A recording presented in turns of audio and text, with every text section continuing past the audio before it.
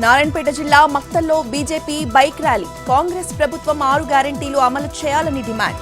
ప్రజలను మోసం చేసి అధికారంలోకి వచ్చారంటూ ఆగ్రహం. రైతు రుణమాఫీని పూర్తి స్థాయిలో అమలు చేయాలని డిమాండ్.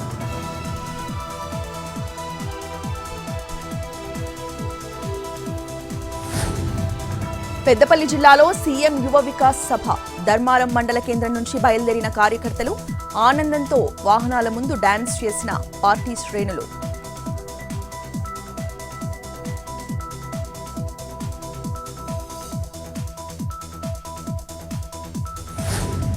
ఖమ్మం జిల్లా సత్తుపల్లి నియోజకవర్గం వ్యాప్తంగా భూ ప్రకంపనలు.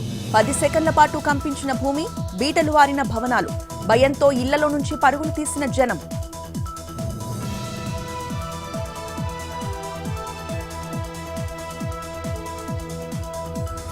రేపు ఉభయ గోదావరి జిల్లాల టీచర్స్ ఎమ్మెల్సీ ఉప ఎన్నిక. 116 కేంద్రాల్లో పోలింగ్ ఏర్పాట్లు పూర్తి చేసిన అధికారులు.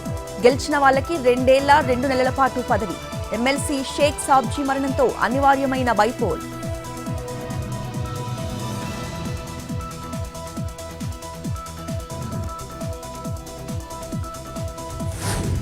ఆదిలాబాద్ జిల్లాలో ఏసీబీ సోదాలు. బోరాజ్ ఆర్టీఏ చెక్ పోస్టులో తనిఖీలు. లంచం తీసుకుంటూ ఏసీబీకి చిక్కిన మార్కెటింగ్ అధికారి. ఆఫీసర్ ఇంట్లోనూ చెకింగ్స్ చేపట్టిన అవినీతి నిరోధక శాఖ.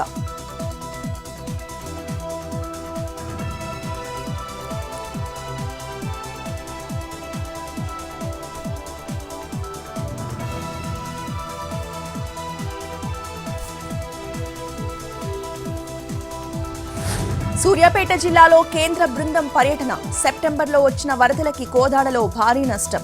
ఆస్తి నష్టం అంచనా వేస్తున్న అధికారులు. కోదాడ, అనంతగిరి, చిలుకూరు మండలాల్లో కేంద్ర బృందం పర్యటన.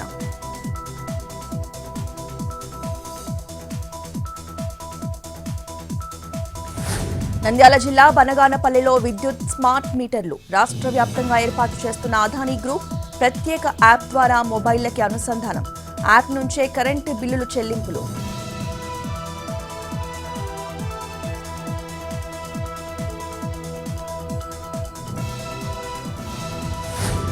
అనంతపురం జిల్లా విడపనకల్లు మండలంలో కలకలం. ఉపాధి పనుల్లో 11 కోట్ల రూపాయల అక్రమాలు.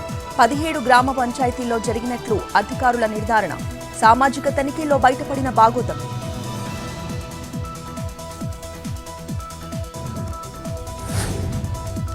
ప్రకాశం జిల్లా మార్కాపురంలో హిందూ సంఘాల ర్యాలీ.